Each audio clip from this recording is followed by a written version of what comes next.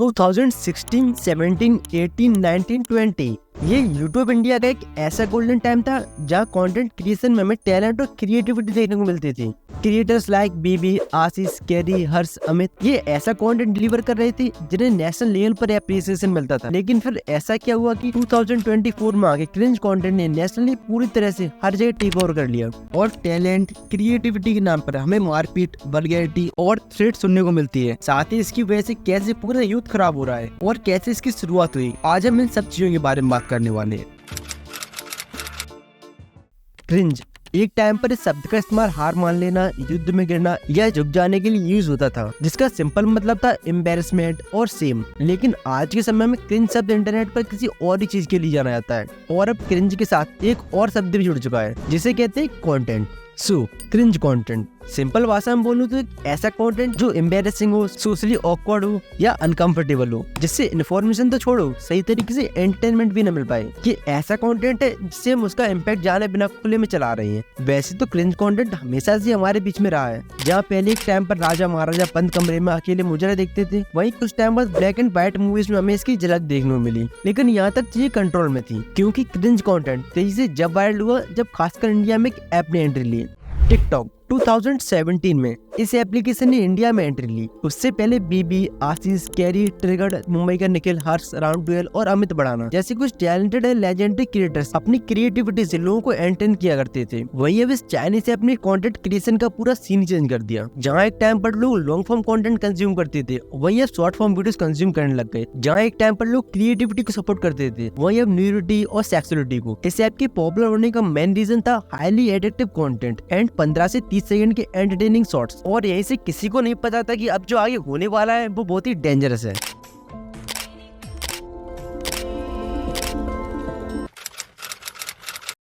To 2020 में Indian government द्वारा TikTok को 58 और अदर चाइनीज ऐप्स के साथ बैन कर दिया जाता है, क्योंकि टिकटॉक एक डेटा कलेक्शन कंपनी थी। अब जैसे ही टिकटॉक बैन हुआ, मैक्सिमम क्रिंज इन्फ्लुएंसर्स का करियर खतरे में आ गया। लेकिन कहानी यहाँ नहीं रुकी।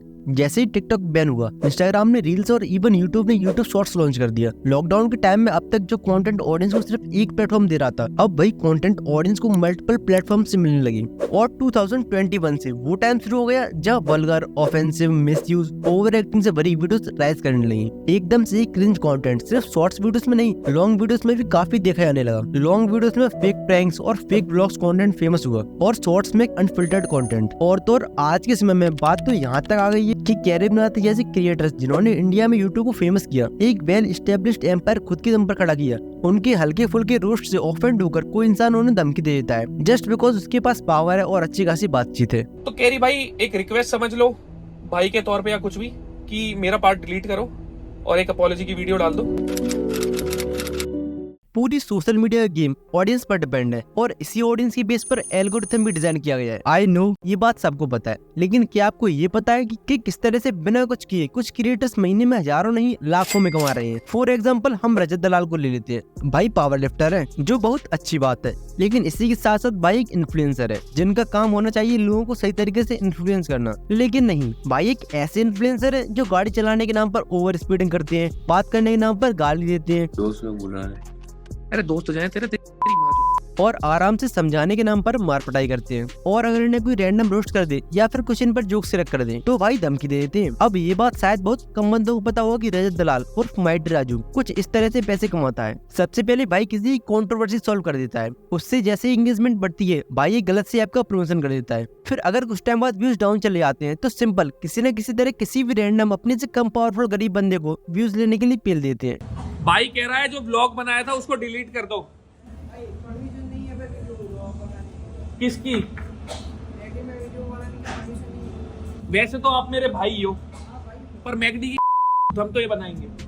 फिर जैसे ही व्यूज बढ़ते हैं सेम पिछली बार की तरह किसी गलत ऐप का प्रमोशन करके लाखों अंदर। और इस कैटेगरी में सिर्फ रजत दलाल नहीं, UK zero seven rider, Tharabai Joginder, police superstar जैसे क्रिंज क्रिएटर्स भी शामिल हैं जो हमारी हेल्थ को खराब कर रहे हैं, नॉट मेंटली इवन फिजिकली भी। कैसे बताता हूँ।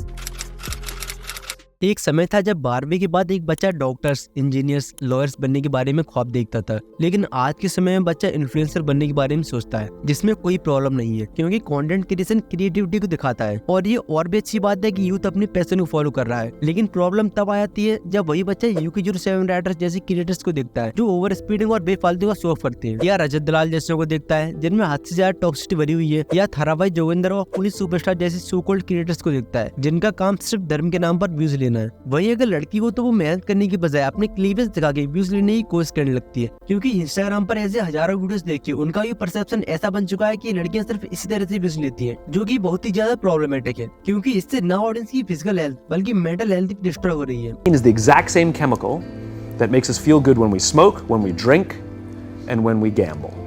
In other words, it's highly addictive. और न सिर्फ आज की यूथ बल्कि आने वाले यूथ पर भी इसका असर पड़ रहा है। इस तरह की क्रिंज वीडियोस बना के ये लोग सोचते हैं कि इनकी बहुत रेस्पेक्ट है या फिर ये लोग लॉन्ग टर्म तक सस्टेन कर सकते हैं, क्योंकि इस तरह का कंटेंट लॉन्ग टर्म नहीं सिर्फ शॉर्ट टर्म तक ही चलता है। हाँ, एक बार के लिए पैसा कमा तो लेते हैं, लेकिन लॉन्ग टर्म में जाके जब व्यूज डाउन हो जाते हैं तो उन्हें पैसे भी मिलना बंद हो जाते हैं और बचे कुछ 1-2% इज्जत भी। और ऐसा पास्ट में भी देखा गया है कि किस तरह से लोग जस्ट मीम्स की तरह वायरल हुए, लेकिन जैसे ही उनका सैचुरेशन पॉइंट आया वो सब गायब हो गए। ना उन्हें आज के टाइम में कोई जानता है और ना ही उनके पास आज के टाइम में कोई काम है। देखो, इस पूरी वीडियो में मैंने क्रिंज क्रिएटर्स और उनके क्रिंज कंटेंट के बारे में बात की है, तो मेरी आपसे एक रिक्वेस्ट है, इस वीडियो को जस्ट नॉर्मल वीडियो सोचकर इग्नोर मत कर देना। मैं चाहता हूँ कि कुछ क्रिएटर्स को फॉलो करना तो छोड़ो, उन्हें देखा भी मत करो, वरना वो तो ऐसा करके लाख से इवन करोड़ में कमा लेते हैं, लेकिन हमें सिर्फ 2 से 5 मिनट के एंटरटेनमेंट के अलावा और कुछ नहीं मिलता। यहाँ तक वीडियो देख रहे हो तो लाइक करो ना करो, शेयर जरूर कर देना और सब्सक्राइब भी कर देना अगर कंटेंट पसंद आया हो तो।